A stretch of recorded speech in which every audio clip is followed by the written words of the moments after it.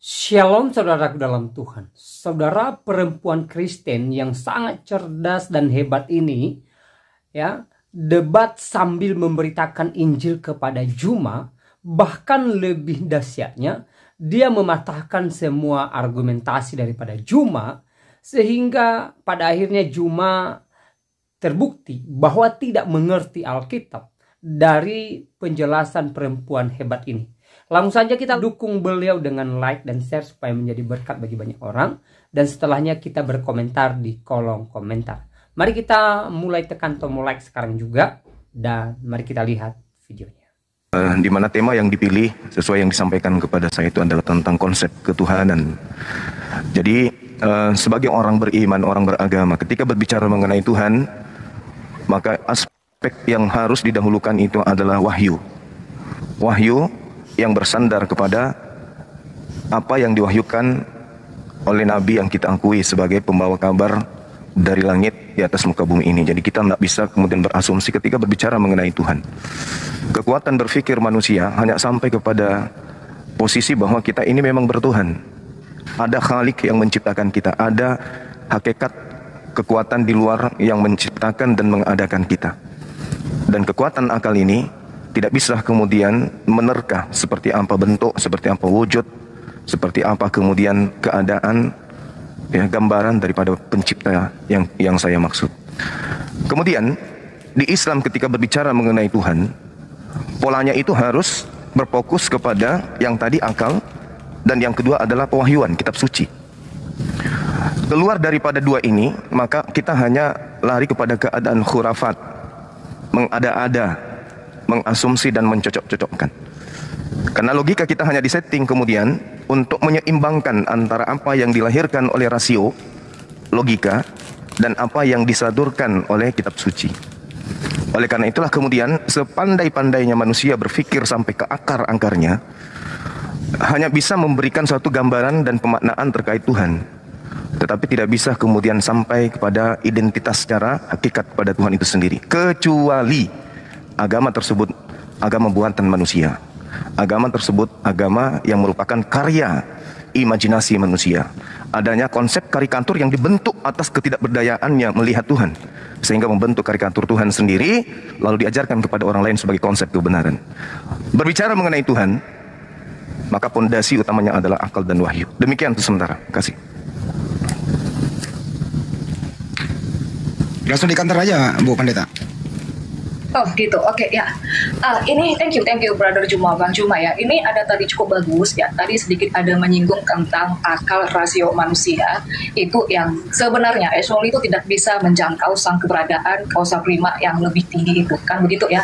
Jadi kalau kita belajar sains, kita ini manusia hidup di dalam tiga dimensi ya. Ada jarak, ada ruang, ada waktu. Sementara kalau kita talking about God, kita bicara tentang Tuhan, kita bicara tentang yang high dimensi, 4 dimensi apa yang lebih tinggi itu ya. Tubuh kita ini tidak koheren untuk masuk ke 4 dimensi. Akal pikiran kita ini memang sangat terbatas untuk masuk ke dalam 4 dimensi. Ya, manusia bisa masuk ke dalam 4 dimensi atau yang lebih tinggi lagi, itu kalau bukan melalui penglihatan, melalui mimpi, ya atau nanti ketika kita bangkit, kita ini semua frekuensinya diubahkan ke dalam satu dunia yang baru zonanya itu bisa masuk. Maka sebenarnya kebodohan dan ketololan kita ini manusia ya. Kita ini mau mengkonsep-konsep Tuhan dengan zona kita yang 3 dimensi ini. Sementara kalau kita masuk ke dalam ranahnya Tuhan, high dimensi, kalau kita masuk ke dalam fisika kuantum, itu bicara tentang Tuhan atau keberadaan yang sang hakikat itu sendiri di luar dari ruang dan waktu. Itu maksudnya dalam segi kuantumnya. Nah, bagaimana caranya supaya manusia ini bisa menjangkau? Manusia kan sok-sok mengkonsep gitu ya. Manusia nggak bisa menjangkau, melihat nggak bisa. Jadi caranya gimana? Ada 2 dalam filsafat dia, lex humana dan lex eterna. Ya. Yang pertama lex humana itu hukum manusia. Hukum manusia itu nggak boleh dimasukkan ke dalam zonanya Tuhan. Jadi kenapa begini? Kenapa kan nggak bisa? Karena namanya lex eterna itu hukum Tuhan. Ranah Tuhan itu sendiri yang menjelaskan tentang dirinya sendiri. Jadi bagaimana cara manusia bisa mengenal Tuhan? Itu harus Tuhan sendiri yang menyatakan dirinya. Kita nggak perlu konsep. Apa dinyatakan Tuhan, itulah yang kita paparkan. Itu yang kita narasikan. Itu yang kita imani.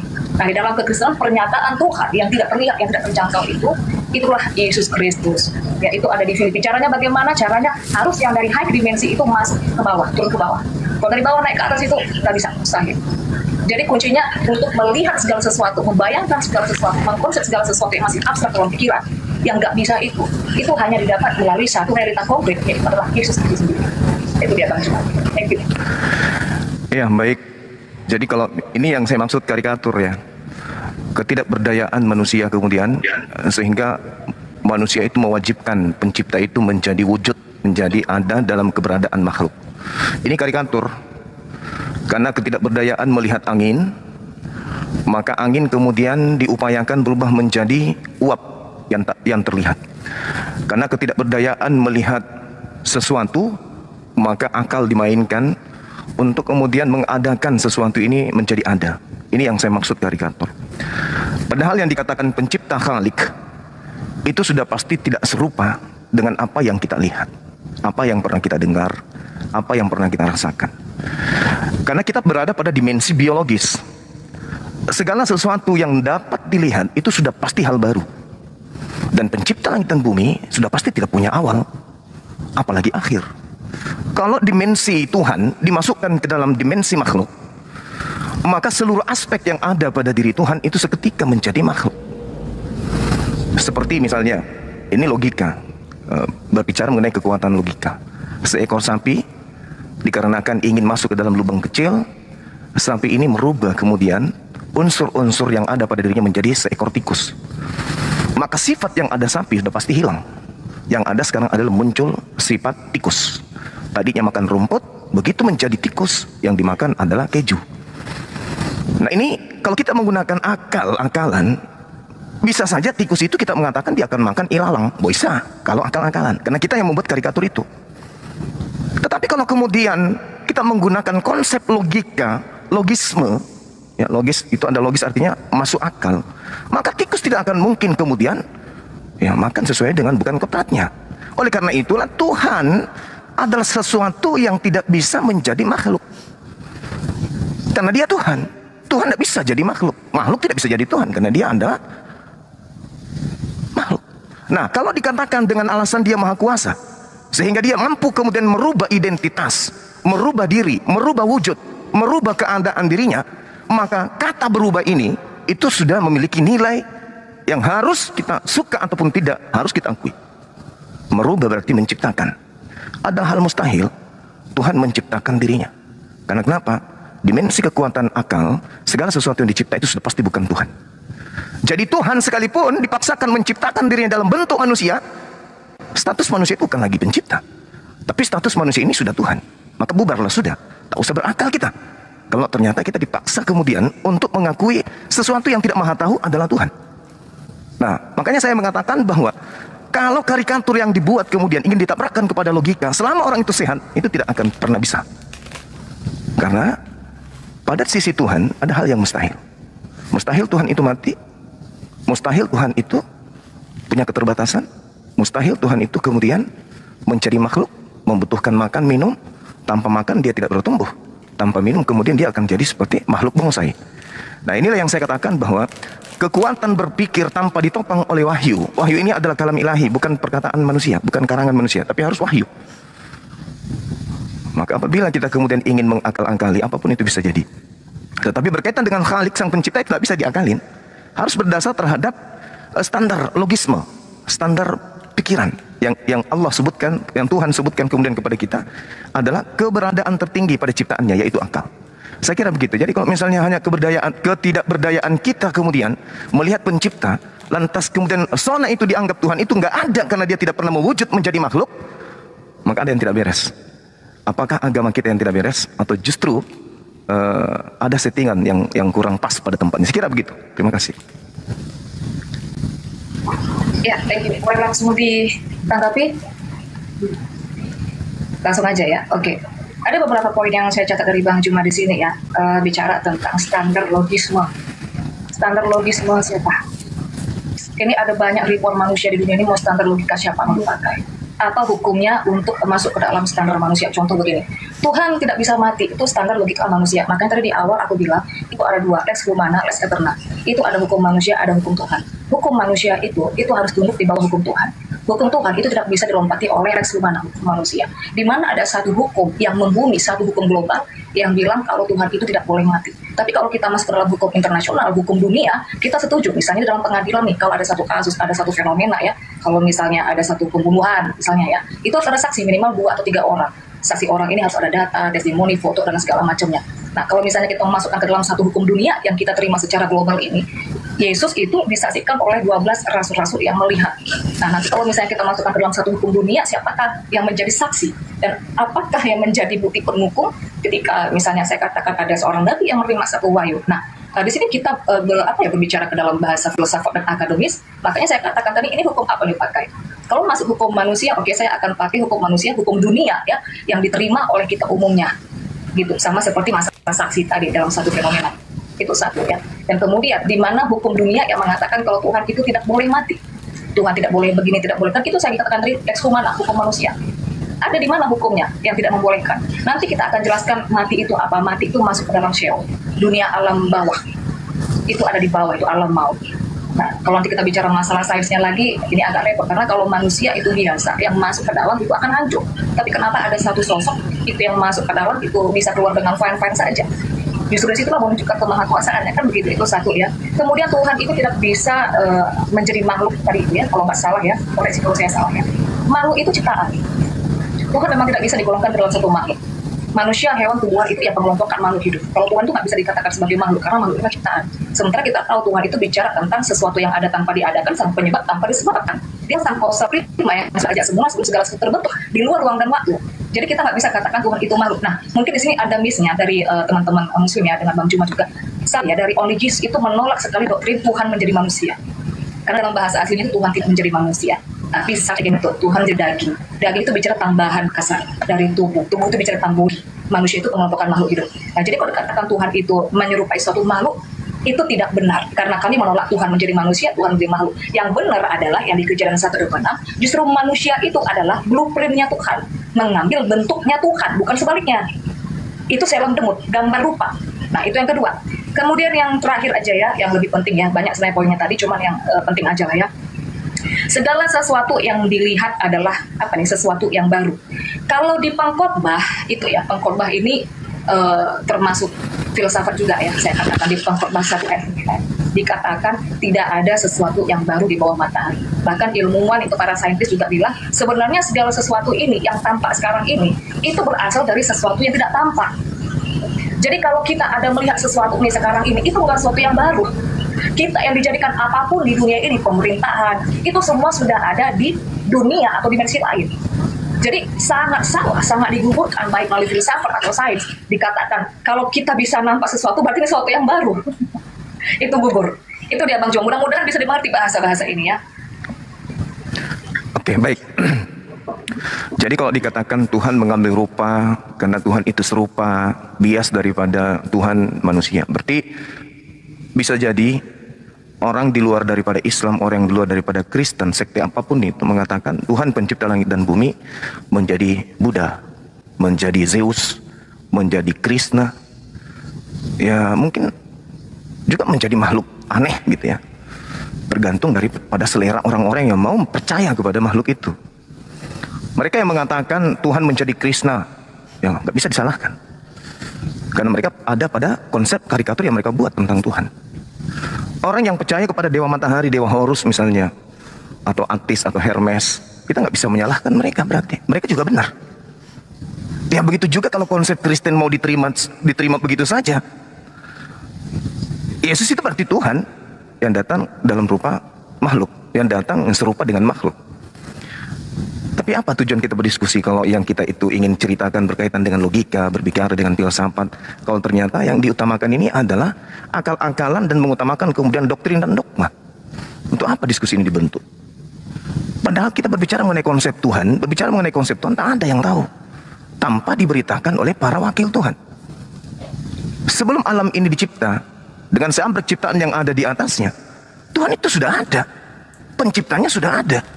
Mau kita imani ataupun tidak, Tuhan tidak kurang. Dia mau menjadi makhluk atau dia mau mengambil rupa makhluk atau dia mau serupa dengan makhluknya,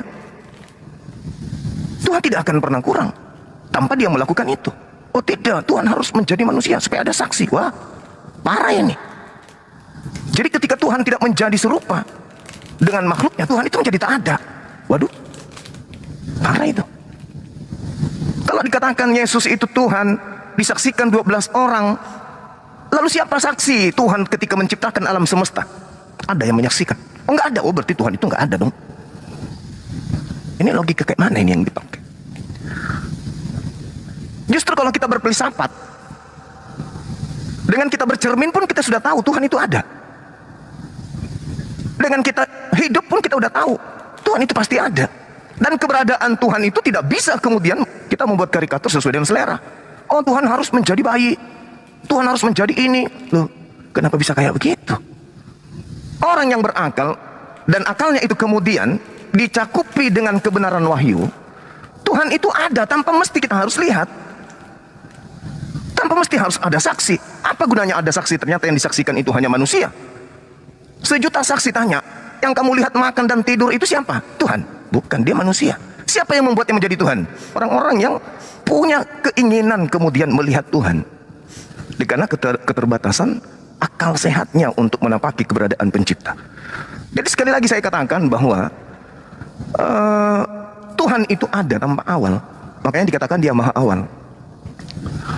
Artinya kalau Tuhan itu ada tanpa awal, sebelum kita dicipta, sebelum kita bisa, sebelum kita kemudian ada, Tuhan itu sudah ada. Begitu kita ada, kita menginginkan dia harus nampak. Kalau dia nampak berarti dia sudah bukan Tuhan, karena dia memiliki keterbatasan. Nah sekarang saya sebagai orang beriman, itu kekuatan logika, kekuatan logika sederhana yang orang awam pun bisa paham. Nah sekarang sebagai orang beragama, saya tidak bisa lepas dari dalil. Maka sebagai muslim saya mengajukan sebuah dalil dalam kitab suci saya, laisa kamitslihi syai'. Tuhan itu tidak serupa dengan apapun. Dan itu para nabi juga menyampaikan menurut internal Judaism. 2 Samuel 7 nomor 22, Tuhan itu maha besar. Tuhan itu maha besar dan tidak serupa dengan makhluk. Yeremia 10 nomor 6, Tuhan itu maha tinggi dan tidak serupa dengan makhluk. Lalu kita siapa? Kalau Tuhan sendiri sudah menyatakan dia tidak serupa dengan apapun, lalu kemudian oh tidak, Tuhan itu harus turun supaya kita saksikan. Ini apa-apaan ini? Nah itulah yang disebut di dalam Islam orang-orang kufur, orang-orang yang ingkar, menolak kemudian keberadaan Tuhan apabila Tuhan itu tidak nuzul menjadi bayi. Nah saya kira begitu saudara ya. Jadi kalau berbicara mengenai filsafat, orang filsafat pun, bahkan yang menemukan filsafat pun hari ini mereka bertuhan. Bertuhan kepada hakikat yang maha tinggi, maha suci, tanpa mereka harus menjelmakan atau membuat Tuhan itu menjadi sesuai apa yang mereka inginkan. Demikian sementara, silakan. Assalamualaikum warahmatullahi wabarakatuh. Lanjut dulu enggak? Ya memang lanjut, itu aja muncul. Waalaikumsalam warahmatullahi wabarakatuh. Iya juga guru. Oke, thank you. Sakit mata. Ya lanjut. Iya, jangan sakit kantong lah, itu bahaya. Waktu isi kantong Bang cuma bagi-bagilah kemari, jangan lakukan dulu. Iya. Lanjut.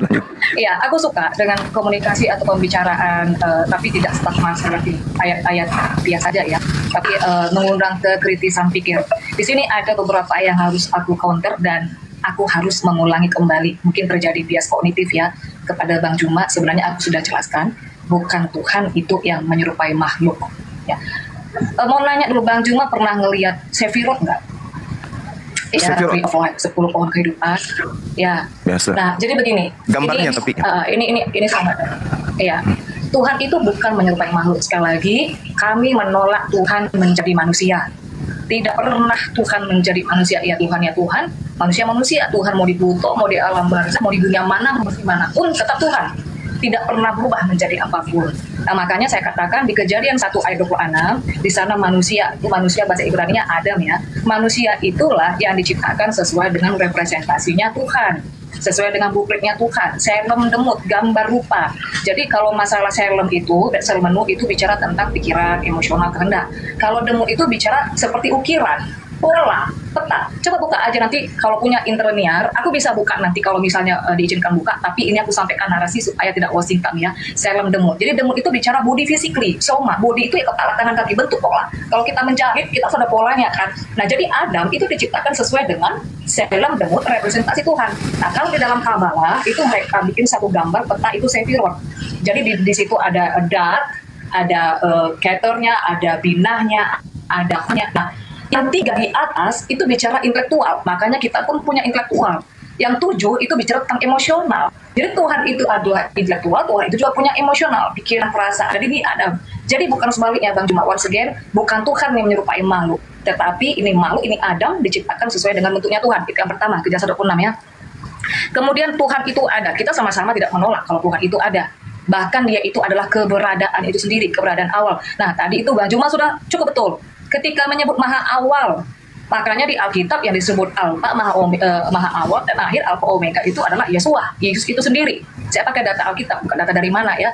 Karena ada definisi maha awal, saya kaitkan benang merahnya ke maha awal di Alkitab. Alfa itu menunjuk kepada Yesus itu sendiri, sang kausa prima, keberadaan awal. Nah, kemudian yang ketiga, nah ini tadi Bang Juma kan katakan Tuhan itu nggak bisa dimasukkan sesuai dengan selera-selera kita. Tapi narasi Bang Juma, kenapa Tuhan itu begini? Itu sebenarnya kan sudah membuat Tuhan sudah dengan selera kita. Seolah-olah kita ini masukkan satu hukum kepada sesuatu yang lebih tinggi. Makanya di awal saya katakan, sudah benar sebenarnya akal rasio manusia itu untuk menjangkau yang high dimensi itu sulit. Makanya bagaimana caranya kita bisa menjangkau, bagaimana caranya manusia melihat, itu harus yang dari high dimensi, itu masuk ke dalam dimensi kita.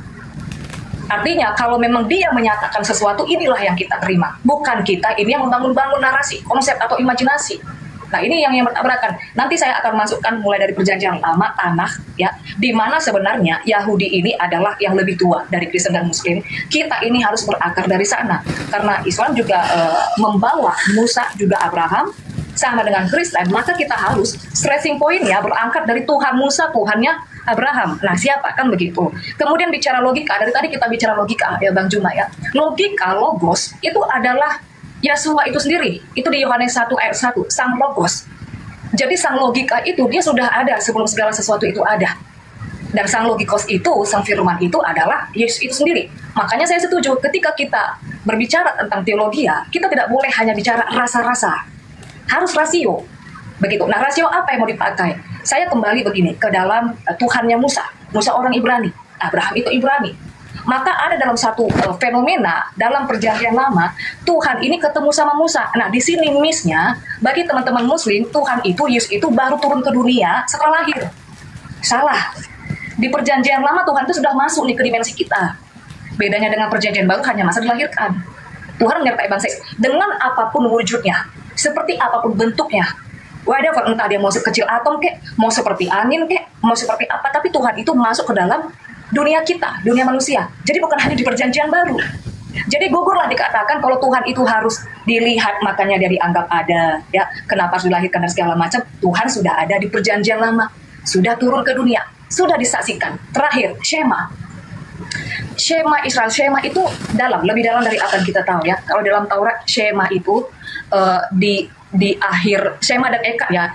Ini paling penting, dengarlah Israel, Tuhan itu Allah kita, Tuhan itu Eka, Adonai Elohim, Adonai Eka. Jadi dalam Taurat, Shema itu di huruf akhirnya katanya A itu kapital. Kemudian yang Ekat di awal kata E-nya itu kapital, di akhir kata D-nya itu kapital. Jadi kalau disatukan AED, Aid, itu artinya saksi. Shema itu saksi, hurau, melihat. Jadi bangsa Israel itu melihat, bukan hanya berimajinasi, bukan hanya merasa-rasa. Mereka melihat Tuhan.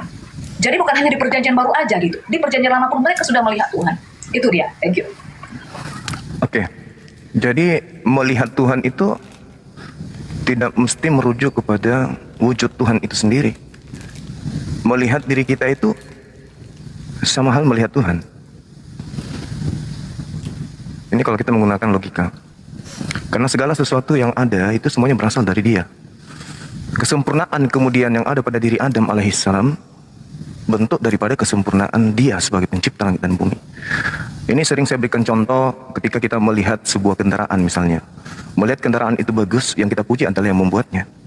Karena gambaran kesempurnaan mobil ini adalah wujud daripada kesempurnaan yang membuatnya. Tetapi bukan berarti yang membuat mobil itu wujudnya sama seperti mobil. Nah ini yang kemudian harus kita ketahui bahwa ketika Tuhan menciptakan Adam serupa dalam bentuk gambar dan rupa, bukan bentuknya Tuhan, tapi serupa dengan apa yang menjadi ide gagasan Tuhan. Kesempurnaan alam semesta ini adalah bentuk kesempurnaan Tuhan. Bukan berarti Tuhan itu seperti Adam, matanya dua di bawah, di depan, dia punya leher, dia punya pusat, ya dia punya belalai dan seterusnya. Bukan seperti itu. Makanya dalilnya laisa kamitslihi syai'. Yeremia 10 nomor 6, tidak serupa dengan apapun. Tidak sama dengan apapun. Seperti seorang arsitek kemudian membangun sebuah bangunan yang serupa dan segambar dengan gambar arsitek. Pemahaman logika yang keliru adalah ketidakseimbangan logika kemudian muncul ketika yang dibangun ini bangunan diibaratkan serupa dan sebentuk segambar dengan sang arsitek. Padahal bukan kayak begitu. Mazmur 9 nomor 33 nomor 9, Yesaya 55 nomor 11, surah Yasin juga mengatakan demikian. Innama amruhu ita arada syai'an ayyakula lahu kun fayakun. Apa yang ada pada kalam Allah, apa yang ada pada sifat Allah, ketika dia ingin mengadakan hal baru, maka hal baru ini sesuai dengan gambar, sesuai dengan rupa yang berasal dari Tuhan itu sendiri, yaitu kalamnya. Tidak mungkin Tuhan menggambarkan dalam kalamnya menciptakan bumi bulat, tetapi yang tercipta segitiga, itu nggak mungkin. Begitu juga Adam dicipta dalam bentuk gambar dan rupa Tuhan, artinya rupa dalam sketsa ide, gagasan, keinginan, kehendak Tuhan. Tidak mungkin kemudian terciptanya Adam itu justru tangannya ada 5. Itu artinya tidak serupa dengan gambar dan rupa yang Tuhan buat. Nah, janganlah kemudian dimensi ini seakan-akan Tuhan itu sama seperti Adam. Loh, berarti kalau Tuhan ingin melihat yang di belakang harus nengok dulu. Artinya Tuhan tidak maha melihat. Ketika ada suara samar-samar, Tuhan harus nempelkan kuping dulu berarti. Berarti Tuhan tidak maha mendengar, tidak layak disebut Tuhan. Jadi logika yang benar itu adalah apa yang ada pada makhluk itu adalah cerminan dari kesempurnaan Tuhan. Jadi kalau saudari ini tadi mengatakan orang-orang Yahudi melihat Tuhan, itu keliru. Bertabrakan dengan pernyataan Yesus, bertabrakan dengan pernyataan Musa. Keluaran 33 nomor 20, tidak ada orang yang bisa hidup melihat Tuhan, ada. Faktanya orang-orang Yahudi tidak bermatian ketika dia mengatakan, aku melihat Tuhan di gunung Sinai. Gak ada yang mati. Karena yang mereka lihat itu adalah pernyataan Tuhan akan keberadaannya melalui makhluk, melalui tabir, melalui malaikat, melalui wahyu. Begitu juga Yesus, Yohanes 5 nomor 37. Tuhan yang mengutus aku, kamu tidak pernah melihat dan suaranya pun tidak bisa kau dengarkan, tak pernah kau dengarkan. Jadi karikatur yang ada yang dibuat itu gugur seketika. Bahkan tadi ada pernyataan lucu menurut saya. Cuman saya lagi tidak selera tertawa, mata saya lagi sakit. Dikatakan bahwasanya Yesus itu adalah bukan ciptaan, bukan makhluk, tapi Yesus itu adalah Tuhan itu sendiri. Wah, parah itu. Itu menabrak dalil. Dalilnya juga tidak main-main, karena itu pengakuan Yesus sendiri. Dikatakan dalam Yohanes 5 nomor 42 ya. Aku datang bukan atas kehendakku sendiri. Yohanes 8, sorry. Jadi kalau Yesus itu datang bukan atas kehendaknya, berarti dia bukan yang maha berkehendak. Dengan demikian, Yesus bukan Tuhan. Karena yang disebut Tuhan itu maha segala-galanya. Mazmur 33 nomor 9, Yesaya 55 nomor 11. Yesus mengaku kok, aku datang bukan atas keinginanku. Lalu atas keinginan siapa? Keinginan dimensi, hakikat di luar aku berarti. Ya berarti Yesus gugur sebagai Tuhan. Gugurlah iman orang-orang yang menganggap dia itu adalah Tuhan. Karena pengakuan Yesus itulah yang mutlak harus dipercaya. Karena Yesus mengatakan barang siapa yang menolakku, dia tidak menerima firmanku. Firman Yesus, aku datang bukan atas kehendakku. Ya selesai. Berarti you bukan Tuhan. You bukan pencipta. You ciptaan. Makanya saya katakan tadi, segala sesuatu yang baru itu pasti ciptaan. Yesus adalah hal yang baru. Apa pembuktiannya? Mulutnya sendiri. Aku datang bukan atas kehendakku. Andai saja Yesus itu adalah Tuhan yang datang dalam bentuk sesuai dengan karikatur, maka Yesus akan mengatakan aku datang atas kehendakku sendiri. Wah, dia Tuhan sendiri nih yang datang. Ya itu pun perlu diuji. Nah sekarang pengakuannya aku datang bukan atas kehendakku, sementara Tuhan itu cuma satu kehendak. Tidak mungkin Tuhan itu dua kehendak, apalagi tiga kehendak. Yang satu berkehendak menjadi manusia, Tuhan yang satu berkehendak jadi burung. Mana nantinya perang antara Tuhan dengan Tuhan? Maka ada persidangan Tuhan, larinya ke paganisme, penyembah pada dewa-dewa. Jadi mohon maaf saudari ya, apa yang saudari saya sampaikan itu adalah lebih baik masuk ke dalam ranah dalil, karena ujung-ujungnya dalil juga. Cuman celakanya kalau masuk ke ranah dalil pun karikatur yang anda buat itu sama sekali nggak bisa lolos. Karena Yesus itu makhluk. Yesus itu makhluk. Karena dia makhluk sama dengan dia ciptaan. Karena dia ciptaan sama dengan dia bukan Tuhan. Karena dia bukan Tuhan, tidak layak dituhankan. Demikian. Oke, thank you Bang Juma. Di sini ada sudah 4 kali aku hitung, Bang Juma ada bias kognitif. Aku nggak tahu ini konsentrasinya lagi kemana nih Bang Juma nih. Sekali lagi aku bilang, kami menolak Tuhan menjadi manusia. Dia hanya datang, itu ada di Filipi 2, itu nanti ayat 7-8. Dia hanya datang di dalam appearance, penampilan manusia. Jadi bukan identik, bukan equal. Dan kami sangat menolak Tuhan menjadi manusia, apalagi 100% Tuhan, 100% manusia dan segala macam. Oke, yang selanjutnya saya buka data saja dulu nih ya. Apakah Tuhan yang menyerupai makhluk atau makhluk ini yang mengambil bentuk rupa Tuhan? Mungkin ini agak berat analisanya ya, tapi masalah terima atau nggak diterima itu bukan kapasitas saya. Aku balik kalau dulu kameraku ya, sebentar. Kasih waktu ya, Bang Juma ya. Oke. Iya. Oke, bisa minta tolong dibesarkan layarku? Sebentar.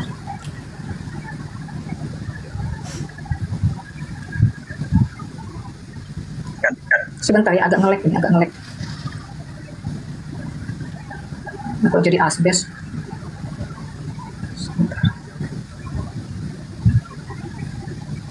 Oke. Kelihatan nggak ini?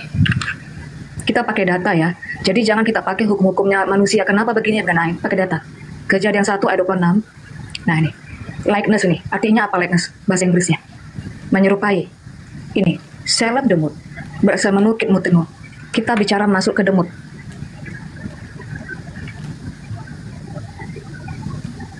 Likeness. Similitude. Ada kemiripan. Menyerupai. Model. Shape. Bentuk. Form. Ini bentuk. Jadi kalau kita bicara bentuk, kita bicara pola, kita bicara kerangka, ya kita mau bilang apa lagi? Ya bentuk, gimana bentuk? Gimana bentuk kucing? Ya begitu bentuk kucing. Ada kepala, punggungnya begitu, kakinya 4 ke bawah. Gimana bentuk ayam? Ya, ada ekor segala macam. Gimana bentuk manusia? Ada kepala, tangan, kaki. Nah ini data. Jadi manusia, sekali lagi, manusia itu yang diciptakan, Adam, itu diciptakan sesuai dengan selem demutnya Tuhan. Kalau selem itu bicara tentang emosional, perasaan, kehendak. Kalau demut itu pola, bentuk. Nah makanya ada nanti di akhir zaman ini waktu Isa itu melawan Dajjal antikris, kalau kalian ini tahu ada muslim intelektual yang bisa dibawa karena ini pembahasan tentang manusia hybrid itu, masalah bentuk yang bukan kayak manusia ya begitu. Jadi Adam itu bicara tentang manusia yang segambar dan serupa dengan bentuk Tuhan. Ada nggak yang tidak segambar dengan serupa Tuhan? Ada banyak. Manusia purba itu nggak segambar serupa bentuk Tuhan. Manusia hybrid itu nanti nggak segambar, itu hanya Adam. Jadi sekali lagi supaya terjadi bias kognitif kepada Bang Juma, bukan Tuhan yang menyerupai manusia, tapi manusia yang menyerupai. Blueprintnya Tuhan ini aku tutup dulu, aku kasih satu data, sebentar aku jelaskan yang lain. Oke ya, sebentar ya.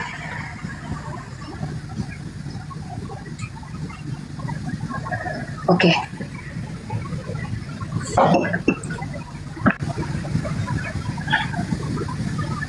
Oke ya.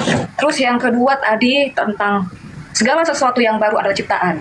Itu juga sudah aku jelaskan ya, bahwa di dunia ini tidak ada sesuatu yang baru. Tadi aku sudah kasih ayatnya, tidak ada sesuatu yang baru di bawah matahari ini.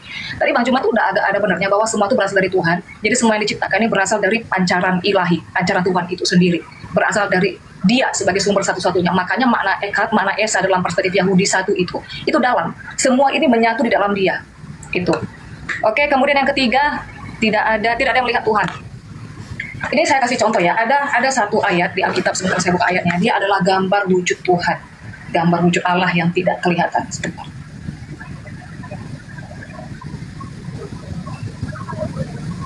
Kolose 1 ayat 15, ia adalah gambar Allah yang tidak kelihatan. Kalau kita bicara gambar, ini bicara bentuk ya. Gambar, bentuk dan wujud itu beda. Kalau wujud itu bicara misalnya kayak padat, cair, gas, energi itu bisa dimasukkan ke dalam gas. Tuhan itu kan energi, spirit, roh, energi itu bisa dimasukkan ke dalam wujud. Tapi kalau bicara gambar itu bicara bentuk.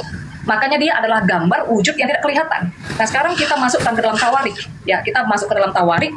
Ini sesuai dengan sains juga. Di tawarik dibilang langit di atas langit tidak mampu menampung Elohim. Sesuatu yang lebih tinggi itu memang tidak bisa ditampung oleh dimensi yang lebih rendah.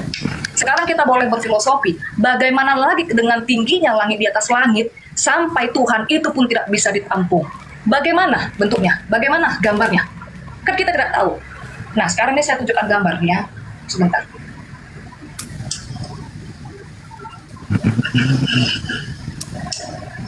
Ini saya tunjukkan, ini gambar harimau. Kelihatan nggak? Besarin host. Oke. Ini ya. Ini gambar harimau. Ini 2 dimensi. Ini hanya ada bentuk atas bawah. Tidak ada dalam. Banyak manusia itu mengkonsep Tuhan, mengimajinasikan Tuhan seperti ini. Tetapi mengatakan ini Tuhan. Padahal ini hanyalah sebagai hasil imajinasi, sebagai hasil kreativitas manusia. Nah, itu satu. Kemudian yang kedua. Ini 2 dimensi, kalau kita mau tarik keluar ke 3 dimensi, nggak bisa. Kalau kita bicara masalah 3 dimensi ini, dia harus memiliki bagian dalam. Kalau dia tidak memiliki bagian dalam di 2 dimensi ini, entah bahasa saya terlalu berat ya, tapi ini bahasa-bahasa sains. Karena dia tidak memiliki bagian dalam ketika ditarik ke 3 dimensi, ini harimau mati. Karena apa? Karena nggak ada bagian dalam, nggak ada organ, nggak ada pencernaan segala macam. Sementara 3 dimensi ini butuh makan dan lain-lain. Jadi nggak bisa. Anggaplah kita ini 3 dimensi. Kita seperti 3 dimensi, ketika kita masuk ke high dimensi, 4 dimensi, kita tuh akan hancur. Tetapi dari yang dimensi tinggi, itu bisa masuk ke bawah. Bisa turun ke bawah. Bagaimana caranya? Tuhan menyatakan diri. Dia yang sesuatu yang besar, yang dari high dimensi tadi itu, ketika masuk ke dunia manusia, dia menyatakan diri dengan apa saja. Ada dia menyertai bangsa Israel dengan rupa tiang awan, tiang api. Ada dengan angin, gemuruh, menyala api. Ada juga dengan bentuk manusia, namanya antropomorfis. Tapi bukan menjadi manusia, hanya bentuk. Nah sekarang saya katakan ini Bang Juma, ini kita, anggaplah ini dunia kita. 2 dimensi. Ya. Ini gelas, ini sesuatu yang lebih tinggi, yang kita nggak bisa lihat. Kita gambar seandainya di sini. Kita gambar di atas kertas ini. Ya. Kita tidak bisa melihat keseluruhan. Gelas ini kita nggak bisa melihat keseluruhan, karena ini dimensi atas. Kita hanya bisa melihat lingkaran ini. Anggaplah ini pernyataan Tuhan yang terlihat itu. Dari yang tidak bisa kita lihat sepenuhnya. Itu maksudnya tidak ada yang mampu melihat Tuhan. Tapi ketika Tuhan menyatakan dirinya, dia menyatakan dirinya dengan sesuatu yang bisa dijangkau manusia. Ketika dia masuk ke dunia manusia. Nah, kita melihat pernyataan dirinya itu ini, Yesus itu. Pertanyaannya, apakah lingkaran ini bukan gelas ini? Apakah pribadinya, oknumnya bukan satu atau beda? Ya sama. Nah, nanti kalau dibilang kalau misalnya manusia tidak bisa melihat Tuhan, itu di Alkitab kan di Ulangan sudah dicatat. Sudah saya kasih tahu tadi, sebentar. Di Ulangan 5 ayat 24. Sesungguhnya Allah Tuhan kita telah memperlihatkan kepada kita kemuliaannya dan kebesarannya, bahkan kita telah mendengar suaranya. Tapi bangsa Israel itu bilang, tapi kami tetap hidup. Artinya apa? Karena bukan manusia yang masuk ke sana. Karena Tuhan itu turun ke bawah, dia membuat kapasitas dirinya supaya bisa dijangkau manusia, makanya manusia bisa hidup. Kalau dengan keadaan Tuhan yang sepenuhnya, ya, bayangkan aja berapa ribu volt cahaya mau kita lihat, apakah retina mata kita bisa menangkap? Kira-kira bahasaku ini bisa dimengerti nggak? Jadi Yesus itu adalah pernyataan Allah yang tidak kelihatan, yang tidak terjangkau, yang begitu besar tadi. Tetapi oknumnya, pribadinya cuma satu, adalah Yesus itu sendiri. Itu. Jadi jangan dibilang bangsa Israel itu nggak melihat Tuhan. Big mistake, salah besar. Dan satu lagi ya, kalau kita mau memakai paradigmanya Musa, Abraham, itu orang Ibrani. Orang Ibrani itu mempercayai sesuatu yang realita konkret, yang bisa dilihat, yang bisa didengar, yang bisa diraba. Ada realita abstrak. Itu paham Yunani, dia bisa mempercayai sesuatu yang abstrak di luar sana, silakan aja, tapi itu bukan paham Ibrani. Kalau kita bilang salah nggak orang Yunani misalnya, atau Bang Juma memakai realitas abstrak, ya silakan aja, tapi Ibrani nggak seperti itu. Makanya di 1 Yohanes 1 ayat 1 dibilang, apa yang sudah kami dengar, kami lihat, kami raba sejak semula tentang firman hidup. Mereka itu merasakan suatu realita konkret. Nah itu dia Bang Juma.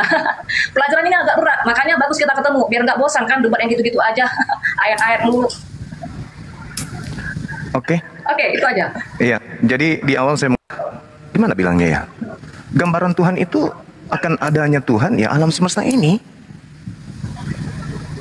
Tuhan mengadakan karena Tuhan itu ingin kemudian diakui keberadaannya. Karena tidak ada kemudian di sisi Tuhan itu makhluk, tidak ada Tuhan-Tuhanan lain. Maka ketika Tuhan itu berdiri sendiri, Tuhan itu ingin dikenal. Maka Tuhan menciptakan. Bagi orang yang berakal sehat, alam semesta ini adalah cerminan Tuhan. Jejak harimau, meskipun harimaunya itu tidak dilihat, bagi orang berakal, jejak harimau itu, bagi mereka harimau itu ada. Karena ada jejaknya. Tapi sekarang ada manusia yang ingin kemudian melihat harimaunya. Padahal dengan melihat harimaunya, malah dia diterkam, dimakan sama harimau. Padahal orang berakal itu cukup melihat jejak, sudah mendapatkan kesimpulan harimau ini ada. Sebab ada jejaknya. Alam semesta ini jejak Tuhan. Tanpa ada Tuhan, tak mungkin ada alam semesta, karena penciptanya pun tak ada. Tapi karena alam semesta ini ada, bagi orang berakal sehat, berarti penciptanya ada. Karena tak mungkin sesuatu ada tanpa ada yang menciptakan. Maka yang menciptakan inilah yang disebut Khalik. Tidak perlu dia kemudian mewujud apa-apa tadi istilahnya itu. Dia datang dalam bentuk manusia. Boleh saya pinjam ulang kembali bahasanya gimana? Tuhan datang berupa manusia atau gimana? Mengambil rupa Ya, manusia itu kan? mengambil bentuk appearance, penampilan, menyerupai, bukan Nah. manusia ya, menyerupai, likeness, hanya penampilan. Nah tuh, tabrakan dalil dan tabrak logika. Tuhan tidak ini, tapi dia menampilkan dirinya dalam bentuk makhluk. Berarti Tuhan meninggalkan kodratnya menuju kepada keadaan makhluk. Sementara Tuhan itu maha melihat, maha mendengar, maha mengetahui, maha hidup. Ketika dia menampilkan dirinya dalam bentuk makhluk, maka ketuhanannya hilang. Yesus tidak maha mendengar, Yesus tidak maha melihat. Maka yang kita lihat ini bukan Tuhan. Kecuali ingin kita katakan, oh dia adalah Tuhan yang mengambil rupa sedemikian adanya. Wah, gimana ceritanya tuh? Apalagi kalau kita pakai dalil Kolose 2 misalnya nomor 9 yang disukai oleh teman-teman yang sealiran dengan ibu. Berarti jasadnya Yesus ini Tuhan, biologisnya Tuhan. Dengan mengatakan biologis Yesus ini adalah Tuhan, Kolose 2 nomor 9, Theotos atau Theotes, penuh dengan keilahian, berarti Tuhan sudah pada karikatur keterbatasan. Belum lagi Filipi 2 nomor 6 nomor 7. Tuhan merendahkan dirinya, mengosongkan dirinya, tidak mempertahankan ketuhanannya, akan tetapi mengambil rupa manusia dan sama seperti manusia. Tuhan mengambil rupa manusia dan sama seperti manusia. Bahkan jauh lebih rendah lagi dari manusia, mati di atas tiang salib. Tuhan menjadi manusia, Tuhan mengambil rupa manusia, Tuhan menampilkan diri dalam bentuk manusia. Sementara dalilnya mengatakan Tuhan itu tidak serupa. Yesaya 43 nomor 10, engkaulah saksi-saksiku, tidak ada Tuhan yang dibentuk sebelum aku dan sesudah aku. Yohanes 1 nomor 14, firman yang adalah Theos itu, Logos yang adalah Theos itu sendiri, sudah berubah menjadi daging. Menjadi daging. Berarti Tuhan menjadi makhluk. Dengan demikian Tuhan menjadi bukan Tuhan. Nah, lalu kemudian kalau kita masuk dalam ranah doktrin, Yesus itu sebenarnya bukan manusia 100% kalau begitu. Roh Kudus juga bukan 100% burung merpati. Bapa juga tidak 100% roh. Karena kenapa? Mereka ini adalah satu, yang adalah Yesus itu sendiri. Berarti Bapa ini cuma sepertiga, Yesus sepertiga, Roh Kudus juga sepertiga. Berarti 3/3 sama dengan 1, sama dengan 100%. Itu baru betul. Nah, bagaimana kita ingin menolak keberadaan Yesus sebagai 100% manusia? Sementara Yesus itu 100% manusia dan tidak ada pada dirinya 1,01% sisi ketuhanan. Apa sisi ketuhanan Yesus kira-kira? Tak ada sama sekali. Tapi saudara berani mengatakan dia adalah Tuhan yang menampilkan dirinya dalam bentuk manusia. Berarti Tuhan sedang bersandiwara, Tuhan sedang berpura-pura menjadi bukan Tuhan. Sudah gugur, dia bukan Tuhan. Tuhan tidak mensifat-sifat seperti itu. Kecuali Tuhan yang dibuat sendiri. Mohon maaf ini. Jadi dalil dan akal membantah itu semua.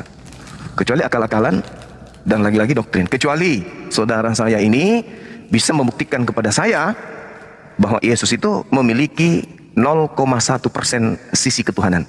Jangan 100%, terlalu lebay. 0,1 aja kalau bisa. Jadi karikatur yang saudari saya buat ini gugur. Kecuali kalau Anda bisa menampilkan Yesus 0,1% sisi ketuhanan. Tidak usah 2, tidak usah 3, 0,1 aja. Sisi ketuhanan Yesus itu yang mana sih? Pada saat dia tidur? Pada saat dia makan? Pada saat dia mati atau yang mana? Atau pada saat dia jadi bayi? Silakan, saudari siapa namanya? Pendeta Kesia, silakan. Iya. Saya minum dulu ya. Ya, oke, silakan. Sebenarnya Bang Juma, ketika aku meng-counter Bang Juma ini, itu aku merasa hari-harian kayak debat sama Trinitas. Oke ya, sekali lagi, ini sudah kelima kalinya saya katakan, saya itu menolak Yesus itu adalah manusia. Ya, jadi tidak ada istilah 100% manusia, itu nggak ada. Lalu apakah dia makan, apakah tidur, berjalan, dan lain sebagainya, itu menunjukkan apa? Itu ada di Alkitab, itu ada di Ibrani, dia hanya mengambil habit, manner. Kan ada table manner ya, table manner itu aturan-aturan makan, lihat gerak-gerik. Dia hanya mengambil kebiasaan, gerak-gerik. Jadi bukan kodrat. Kami sangat menolak Tuhan itu kodratnya manusia. Di dunia ini hanya ada dua, pencipta sama ciptaan. When kami mengatakan ini Tuhan, tidak mungkin dong ini ciptaan. Maka sekali lagi sangat tidak boleh memberikan satu diksi Tuhan itu makhluk. karena makhluk itu adalah ciptaan. Terus yang kedua, apa tadi aku catat ya, tidak ada Tuhan lain. Tadi Bang Juma bilang, ini poin-poin penting. Kalau kita mau masuk ke dalam paradigma Yahudi sebagai yang tertua, karena kami ini sebenarnya kita ini harus berakar dari Yahudi, ya. Bagi orang Yahudi itu tidak ada sesembahan yang lain selain Yahovah atau Yahweh. Orang bilang whatever, terserah lah ya. Saya lebih suka mengatakan dia Yahovah. Tidak ada sesembahan yang lain selain Yahovah itu sendiri. Akulah Tuhan. Kalau Tuhan kapital itu di Perjanjian Lama menunjuk kepada Yahweh, Yahovah. Dan Tuhan itu adalah singular. Nah, kalau monoteis ketat, orang Yahudi, orang Israel itu begini ya, itu beda dengan monolatris. Nah, ini yang di bawah juga harus belajar. Kalau monolatris itu ada banyak Tuhan, sesembahan, kita pilih nih satu mana yang eksklusif gitu. Nah, tapi kalau monoteis ketat, orang Yahudi, Israel itu, di luar Yahweh ini, itu nggak bisa dikatakan Tuhan, nggak bisa dikatakan sesembahan. Maka, kembali, saya katakan tadi, kalau kita mau masuk ke dalam satu doktrin, kita ini berakar dari leluhur kita Abraham, kemudian Musa juga Moses sebagai rabi Yahudi yang pertama, maka kita harus membawa Tuhannya Abraham, Tuhannya Musa. Di luar Yahovah itu tidak ada Tuhan yang lain. Nah, apakah teman-teman dari Muslim memakai nama ini? Tidak. Kenapa? Ya tidak tahu. Ada link yang terputus. Tapi kalau saya boleh fair, di dalam kekristenan pun ada link yang terputus. Makanya kami tidak memakai bapak-bapak gereja, karena link itu sudah terputus. Jadi setiap agama-agama ini ada antisemit, menghilangkan corak-corak bau-bau Yahudi, gitu ya. Bukan kita mau sok-sokan keyahudian. Tapi kalau kita bicara tentang landasan keimanan, kita harus berakar dari sana. Tuhan Musa, Tuhan Abraham, kan begitu. Nah, kemudian yang ketiga, menjadi daging. Bang Juma tadi mendeskripsikan menjadi daging itu adalah menjadi makhluk. Tadi di awal aku sudah kasih tahu, ya, manusia itu bukan daging.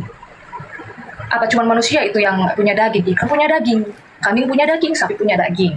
Kalau dikatakan manusia, hewan tumbuhan, itu pengelompokan makhluk hidup. Ini gue juga jelas sama Trinitas, mereka payah nangkep. Jadi gue nggak bisa paksa ini kepada yang di luar Kristen. Saya hanya menyampaikan, kan begitu ya. Nah, daging ini bicara tentang bahan tubuh, bukan manusia. Makanya di Yohanes 1:14, di sana tidak ada bahasa Inggrisnya terjemahkan human, tapi sex. Gitu dia. Jadi sangat tidak bisa kalau kita katakan daging itu adalah makhluk. Lalu daging apa? Lihat saja subjeknya di sana siapa? Hologos. Daging Tuhan itu sendiri. Masa Tuhan punya daging? Nah, di dalam pemahaman Yahudi Mesianik sendiri ya, itu ada literasi dari luar Alkitab, referensi ya. Kalau sebelum dunia dibentuk ini, itu Tuhan punya daging, punya darah. Makanya Adam itu darahnya darah dari Tuhan, dari Yahovah. Makanya nanti di akhir zaman yang mau diubah ini adalah struktur DNA dari darah manusia ini ya, yang pengikut Dajjal di kalian kan, begitu. Nah, jadi Tuhan itu sebelumnya juga punya daging, juga ada darah. Nah, itu ada di pada Adam. Adam tercipta ada daging, ada darah, tetapi bukan equal. Kualitasnya berbeda, hanya mirip. Sama kayak tas Hermes yang palsu sama ori. Penampilannya sama, tapi kualitas beda. Nah, kira-kira begitu. Kemudian tadi Bang Juma katakan, dari alam semesta, dari apapun ciptaan ini kan untuk menunjukkan Tuhan itu ada. Ya, bahwa kalau misalnya kita lihat nih, ada jejak-jejak harimau, kita akan tahu harimau itu ada. Ini cocok kalau diskusi Bang Juma sama ateis. Itu ada pendekatan rasional. Kalau kita melihat jejaknya, kita pasti tahu nih ada onumnya, ada sesuatu untuk menunjukkan Tuhan itu ada. Kita di sini bukan lagi menunjukkan Tuhan itu ada, karena kita adalah teis, bukan ateis. Kita sama-sama percaya Tuhan itu ada. Perbedaannya adalah Tuhan yang ada ini di dalam kekristenan itu datang menjadi daging, ada dalam penampilan manusia, antropomorfis. Tetapi di dalam Islam itu menolak Tuhan itu ada dalam bentuk manusia, pernah ada di dunia, artinya realitasnya abstrak. Apakah itu saya bisa salahkan? Ya silakan saja. Gimana kita bisa salahkan? Ada realitas abstrak. Tetapi dalam pemahaman Ibrani, mereka itu sangat menekankan realitas konkret. Jadi betul-betul harus bisa dilihat, didengar, diraba. Nah, itu ada namanya pernyataan umum, pernyataan khusus. Pernyataan umum ini dari alam ini, dari apapun. Kita bisa melihat bahwa Tuhan itu ada. Ini cocoknya ke ateis, Bang Juma, nggak cocok untuk kita nih bahas. Nah, tapi pernyataan khusus, nah kalau misalnya di kepercayaan Muslim, saya angkat aja nih ya, ketika Nabi Muslim itu ada dalam penglihatan dibawa oleh burak ya, kalau nggak salah kemana, itu kan penglihatan sebenarnya. Nah, itu pernyataan khusus. Masalah benar atau enggak itu nanti dulu. Nah, pernyataan khusus ini sesuatu yang lebih spesifik lagi, nggak bisa lagi melalui alam, itu hanya pernyataan umum. Nah, keadaan Yesus yang ada ini dalam bentuk dengan gambar seperti itu, yang bisa dijumpai manusia, yang mendatangi bangsa Israel, itu pernyataan khusus, bukan lagi pernyataan umum. Nah, itu. Kemudian yang terakhir, yang poin-poin besar garis besarnya aja. Apa buktinya Yesus itu Tuhan 0,1% aja? Sekarang kita satukan dulu pemahaman kita. Tuhan itu apa? Ntar gua bilang makan itu masukkan sesuatu yang ke mulut, bagi Bang Juma makan itu lompat pagar, beda. Kan nggak bisa nyambung. Nah, setahuku nih, coba search aja di mana-mana, search di Google atau di kamus mana. Tuhan, kalau dalam Islam itu Rab. Rab itu Tuhan semesta, Raja, pemilik, penguasa, yang maha menciptakan. Dengan definisi ini, sekarang kita masukkan poinnya kepada Yesus. Apakah dia bisa dibuktikan sebagai Tuhan? Sangat bisa. Kalau dengan definisi Rab seperti ini, Rab itu kan Tuhan, kan begitu ya, pencipta alam semesta. Itu ada di Alkitab, kalau bicara Tuhan semesta. Itu ada di Mazmur 89 ayat 9. Bicara tentang raja, Rab itu raja, itu ada di 1 Timotius 6 ayat 15. Kalau Rab itu artinya pemilik, itu ada di Yohanes 1 ayat 11. Rab itu artinya penguasa, itu ada di Filipi 2 ayat 10. Yang maha menciptakan, Rab itu adalah yang maha menciptakan. Itu ada di Kejadian 1 ya, pada mulanya Allah menciptakan langit dan bumi, dan ada di Wahyu 10 ayat 6. Jadi definisi ini sudah cukup bahwa Yesus itu adalah Tuhan, Yesus adalah Rab. Sekian Bang Juma, terima kasih. Iya, baik. Yang saya minta itu pada diri Yesusnya sebagai manusia.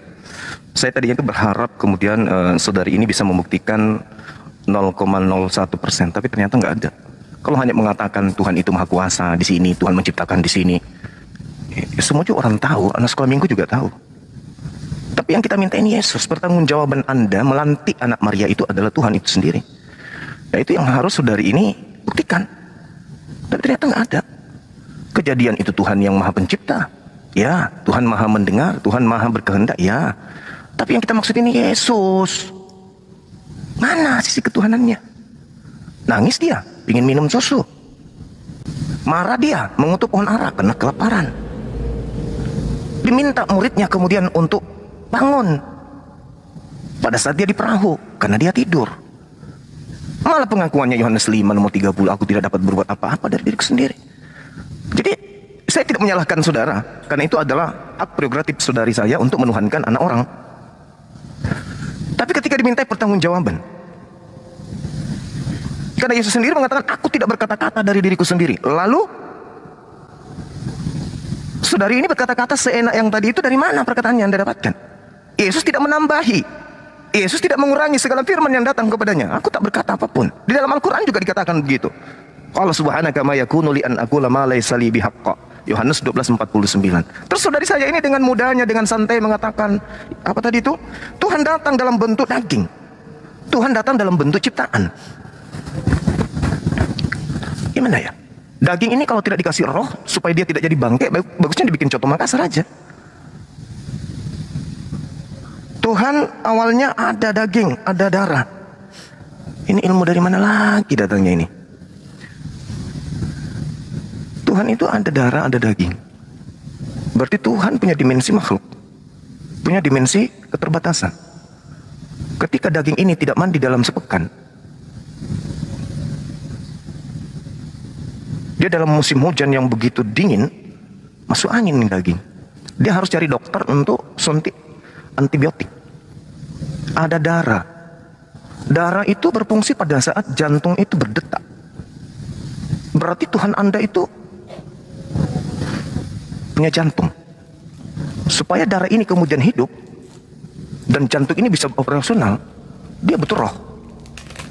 Ketika roh kemudian keluar dari badannya, dari dagingnya, maka dia jadi mayat. Ini apa ini, Mbak? Sementara Tuhan itu tidak bisa dibentuk dalam bentuk apapun. Dalil yang mengatakan itu, akal kita juga mengatakan itu. Kecuali akal-akalan dan imani saja ya bisa jadi. Maka konsep yang saudari saya bawa bukan Trinitas lagi, tapi konsep paganisme. Mohon maaf nih. Ini dua catatan yang sangat menggelikan saya. Sementara kalau Anda membaca dalam kitab saudara, di dalam 1 Korintus 15:48, di situ dengan sangat jelas dikatakan Yesus itu sama seperti makhluk yang berasal dari langit. Sama seperti dengan makhluk-makhluk yang berada di atas langit. Berarti zona ini adalah zona ciptaan. Sangat mudah dilumpuhkan konsep ini. Kata operanios itu artinya merujuk kepada makhluk-makhluk yang kemudian hidup di langit, atau kalau dalam terjemahan baru itu di surga.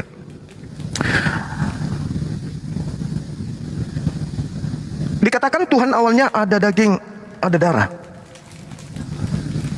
Tuhan datang dalam bentuk daging. Ini sudah membantah dalil-dalil. Tuhan datang dalam bentuk daging berarti Tuhan datang dalam bentuk ciptaan. Tuhan datang dalam bentuk makhluk. Tuhan datang dalam bentuk manusia.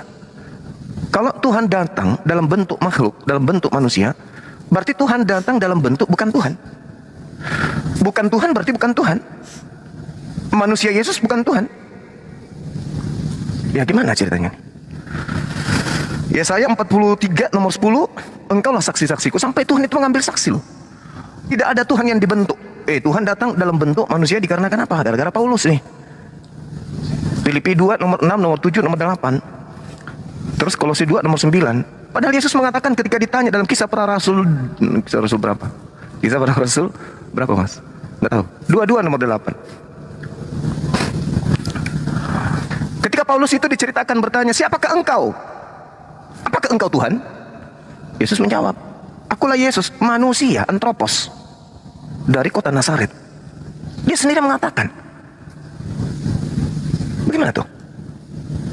Jadi saya rasa kalau saudari saya ini tidak mampu membuktikan sisi ketuhanan Yesus 0,1%, bagaimana Anda bisa mengajari kita, menyampaikan ke kita bahwa Tuhan datang dalam bentuk daging.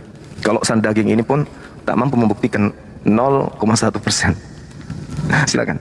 Saya harus tepuk tangan dulu. Oke. Saya sambil nyimak di YouTube ya. Ya, suara saya ini kedengaran nggak? Hujan di sini, Bang Juma. Kedengaran, Mbak. Kedengaran. Oke, Bang Juma, konsentrasinya ini lagi penuh atau lagi menurun? Coba jujur. Saya sangat konsentrasi dan menggelikan gitu mas. Iya, silakan. Iya. Soalnya aku sudah 7 kali bilang kami menolak Yesus itu adalah manusia. Loh, bagaimana saudari saya menolak Yesus itu manusia? Anda masih sehat? Nah, makanya Maria manusia melahirkan manusia. Berarti benar, berarti dari tadi saya sudah 7 kali mengulangi, artinya Bang Juma itu tidak menyimak. Kami menolak Yesus itu menjadi manusia, oke ya. Pertama, ini lagi ya, tapi jadi ulangi lagi. Nah, saya berharap begini ya, ketika teman-teman Muslim selalu mengatakan kepada saudara Kristen, ya saya memang tidak memungkiri. Kita fair ya, di dalam setiap agama ini selalu aja ada yang low quality, ada yang high quality. Saya juga tidak memungkiri bahwa di dalam kebenaran itu pun ada yang cuman bani terjemahan. Jadi kami tidak bisa hanya masuk ke dalam terjemahan. Yang namanya metode hermeneutik, itu juga dipakai dalam hermeneutik Islam, Islamologi, itu harus ada critical text. Makanya saya katakan tadi, aku mengatakan berulang-ulang, Yohanes 1 ayat 14 itu bukan menjadi manusia, di bahasa Inggrisnya juga bukan human, tapi menjadi daging. Ini pun adalah pertentangan kami dengan Trinitas, jadi saya memaklumin. Nah, aku tadi sudah berulang-ulang menjelaskan, aku tidak tahu apakah bisa konsentrasi menangkap, karena mengulang itu cukup capek loh. Daging itu dan manusia itu beda. Manusia itu pengelompokan makhluk hidup. Daging itu bicara tentang bahan dari tubuh. Tubuh itu bicara bentuk. Nah, kenapa di sana tidak memakai human? Kedua, anthropos. Nah, Bang Juma harus belajar juga kaidah Yunaninya. Anthropos itu di dalam bahasa Yunaninya ya, itu dibedakan menjadi 2 golongan. Kalau dia menunjuk kepada sesuatu yang secara spesifik, itu menunjukkan kepada laki-laki. Tapi kalau dia secara umum, kolektif, itu menunjukkan kepada manusia, bisa pria, bisa wanita. Perhatikan di terjemahan bahasa Inggrisnya dia pakai MAN, satu, yang kedua MEN. Kalau MAN itu selalu laki-laki, pria. Kalau MEN itu baru bisa dikatakan ya pria, wanita, atau manusia secara kolektif. Nah, jadi Yesus itu tidak bisa dikatakan manusia. Bang Juma bilang lagi berulang-ulang, tapi kan dia tidur apa segala macam. Nah, coba kita buka Korintus berapa tadi? Biar kita buka. Korintus berapa Bang Juma? Yang mana tuh? Yang terkait dengan apa? 1 Korintus yang katanya dia itu sama seperti makhluk. Coba kita 1 buka. Korintus 15:48. 1 Korintus 15 ayat 48. 48. Iya. Oke ya. Mudah-mudahan saya nggak keliru teman-teman. Bang Ahisugi benar kan ya? Ya coba aja dicek. Iya. 15 ayat 48.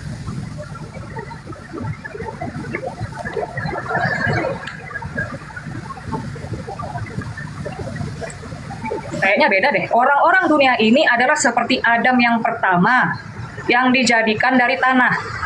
Coba perhatikan premis pertama. Yang disampaikan Bang Juma udah betul itu. Makhluk-makhluk alamiah sama dengan dia yang berasal dari debu tanah. Itu yakin Juma ya? Iya betul. Ini ayat berapa dulu? Kitab berapa, ayat berapa? 1 Korintus 15:48. Ya sudah, ini saya bacakan. Orang-orang dunia ini adalah seperti Adam yang pertama, yang dijadikan dari tanah. Adamah itu dari tanah.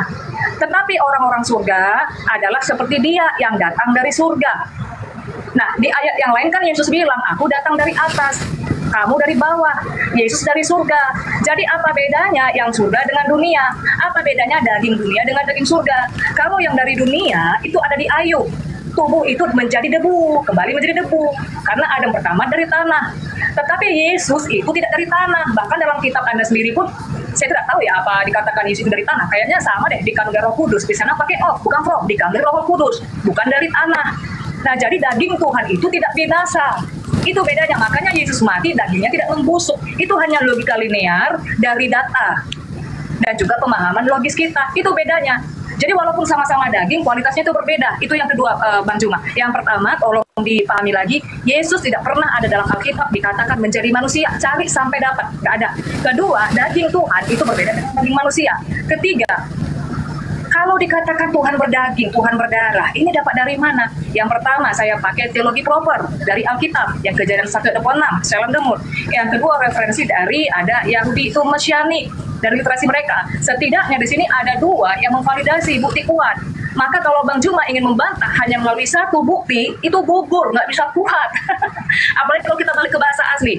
Terus yang terakhir, yang lebih penting lagi, maaf ini suara saya agak kuatin ya, ini hujan di sini. Yang terakhir, bukti Yesus Tuhan. Sekarang aku tanya dulu sama Bang Juma, Tuhan ini apa dulu coba? Tuhan pencipta. Tuhan pencipta.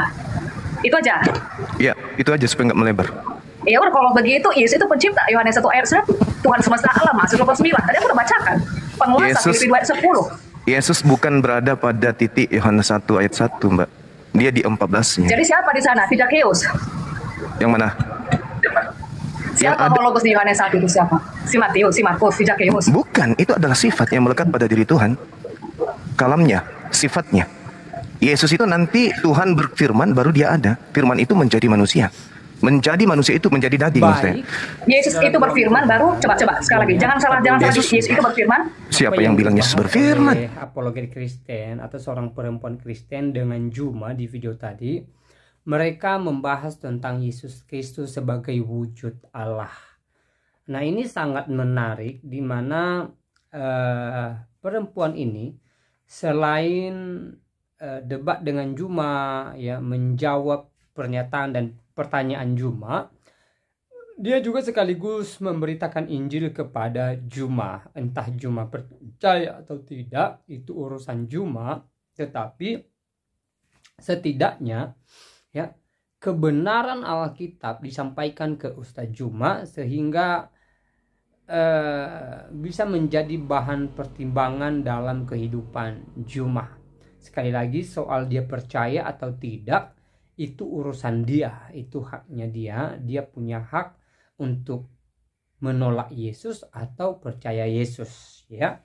Kita hanya berdoa semoga Tuhan menjamah hatinya. Nah, saudara dalam Tuhan, ya, Juma berusaha membuktikan kalau Yesus hanya manusia biasa dan bukan perwujudan daripada Allah. Tetapi perempuan ini, ya, menjelaskan bahwa Yesus adalah Allah yang menyatakan diri kepada manusia, dan di dalam diri Yesus kita bisa melihat seperti apa Allah yang sebenarnya, ya, karena Yesus sendiri adalah Allah yang datang ke dunia ini. Walaupun dia mengambil rupa manusia, dia sama seperti manusia, tetapi di dalamnya, ya, dia ilahi. Ya, kita kenal Yesus ada dua natur ketika dia datang ke dunia ini. Dia Tuhan 100% dan juga manusia 100% ketika dia datang ke dunia ini untuk menebus umatnya dari belenggu dosa. Tentu hal ini tidak mungkin dipahami dengan baik oleh Juma karena kita beda keyakinan dengan Juma. Ya, Juma punya keyakinan tersendiri, sementara kita juga beriman bahwa Yesus adalah Tuhan dan Juru Selamat. Ya. Nah, saudaraku dalam Tuhan, apa yang disampaikan oleh perempuan apologet Kristen di video tadi sangat baik sekali dan sangat benar adanya. Bahwa Yesus Sang Firman telah datang ke dunia ini. Dia adalah Allah yang sejati. Ya, di dalam Alkitab bisa kita temukan bagaimana Yesus kemudian, ya, menunjukkan dirinya sebagai Tuhan, mengatakan bahwa dia adalah Tuhan, ya, mengatakan bahwa dia adalah yang berkuasa, Dia yang datang dari surga, dan juga melalui mujizat-mujizat yang dia lakukan, kita bisa menemukan bagaimana dia punya kuasa surga, saudaraku dalam Tuhan. Misalnya ya, menyembuhkan orang sakit, bahkan ketika seorang perempuan yang punya penyakit, ya sudah lama mengalami penderitaan atas penyakitnya, dan dia menjamah jubah Yesus dan dia sembuh. Ini sangat luar biasa ya.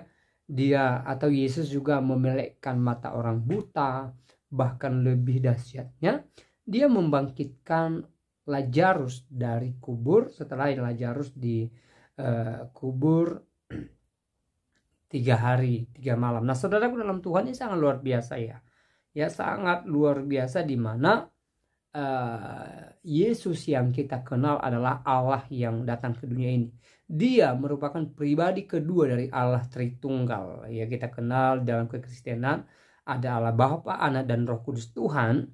Dan Yesus merupakan pribadi kedua daripada Allah itu, di mana dia datang untuk menyelamatkan umatnya.